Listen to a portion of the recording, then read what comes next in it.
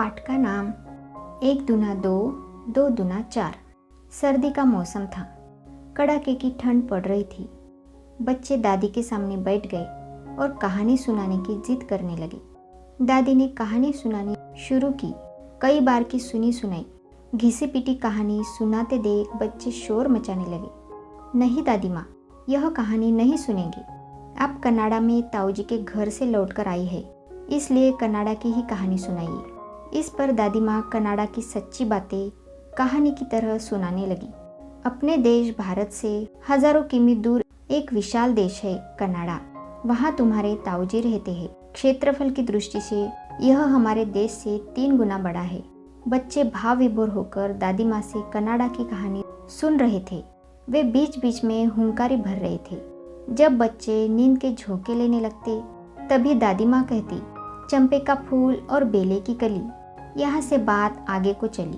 दादी माँ की यह बात सुनकर बच्चे हंसते हंसते लोटपोट हो जाते और कहानी चाव से सुनने लगते। वहाँ बड़े बड़े खेत हैं जिनमें ट्रैक्टर से खेती होती है। अच्छी नस्ल के दुधारू पशु पाले जाते हैं। घी दूध की नदियाँ बहती है। घर घर आइसक्रीम, चॉकलेट आदि के डिब्बे रहते हैं।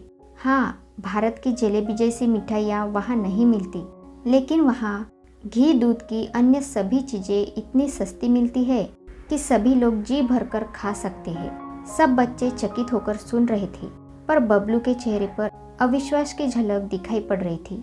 वह सभी बहन भाइयों में बड़ा था और पढ़ने में भी सबसे तेज। ये बातें सुनकर वह बिगड़ पड़ा और दादी माँ को झकझोरते हुए बोला, ये झूठी कहानियाँ हमें न सुनाइए। भला ऐसा भी कहीं हो सकता है? मैंने पढ़ा है कि कनाडा में तो बर्फ पड़ती रहती है। इतना ही नहीं, उसके विशाल भूभाग में जंगल ही जंगल है। उसके एक बड़े क्षेत्र में तो झीलें तथा दलदल है। इतनी ठंड से तो खेती चौपट हो जाती होगी और पशु मर जाते होंगे। फिर ढेर सारा अनाज, सब्जियां और दूध कहाँ से मिल सकता है? बबलू बोलता ही चला गया। आज अपने यहाँ प्रत्येक क्षेत्र में बहुत ही उन्नति हो रही है। बड़ी बड़ी नदियों को बांधा गया है। उनसे बड़ी बड़ी नहरें निकाली गई है। उनसे बिजली उत्पन्न की जाती है। बिजली से घरों को प्रकाश ही नहीं मिलता, बल्कि कल कारखाने भी चलाए जाते हैं और खेतों की सिंचाई भी की जाती है। पहले की अपेक्षा अब बहुत अधिक अन्न उपजता है। कारखानों में बने कपड़ों से हमारे बाजार अटे पड़े हैं। बड़े बड़े शहरों को जोड़ने के लिए बड़ी बड़ी रेलगाड़ियां चलाई जा रही है।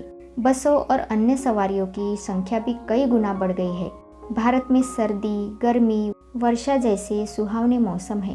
पर्वत, नदियाँ, मैदान तथा भांति भांति के खनिज पदार्थ बहुत है। इतना ही नहीं दादी माँ, हमारे देश भारत में आज़ादी के बाद बहुत तरक्की हुई है। इसलिए दादी माँ, आपकी कहानी सच्ची नहीं है, बल्कि एकदम झूठी है, झूठी। दादी माँ ने बबलू के गुस्से को शांत किया और बड़े प्यार से बोली, बेटे तुम भी सही, मैं भी सही। जिस कनाडा की कहानी मैंने सुनाई है, वहाँ की आबादी भारत की तुलना में बहुत कम है और ज़मीन बहुत ज़्यादा। इसलिए कनाडा में सचमुच सभी लोगों को पेट भर बहुत ही अच्छा खाना मिलता है। तन ढकने के लिए कपड़ा मिलता है और रहने के लिए मकान सुलभ है। इतना ही नहीं, वह अन्य देशों को लाखों टन गेहूँ, दूध की चीज़ें आदि का निर्यात करता है। अपनी गलती महसूस करते हुए बबलू बोला, हमारे देश भारत में भी सभी क्षेत्रों में ऐसे ही उन्नति हुई है। ढेर सारा अन्न उपजता है, लेकिन सभी को भरपेट अच्छा भोजन नहीं मिलता। हमारे बाजार कपड़ों से जरूर भरे हैं, लेकिन सबका शरीर ढकने के लिए कपड़ा नहीं मिलता। इतनी सारी रेलगाड़ियाँ और बसें चलने के बावजूद उनमें लटकते हुए लोग अक्सर दुर्घटनाग्रस्त हो जाते हैं। दादी माँ, तुम ही सही हो। दादी माँ बीच में बोली, यहाँ आवश्यक सुविधाएं प्राप्त नहीं है। जानते हो क्यों?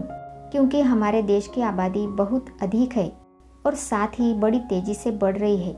1 दूना 2, 2 दूना 4, 4 दूना 8 के हिसाब से। लेकिन वस्तुओं का उत्पादन 1, 2, 3 के हिसाब से बढ़ता है।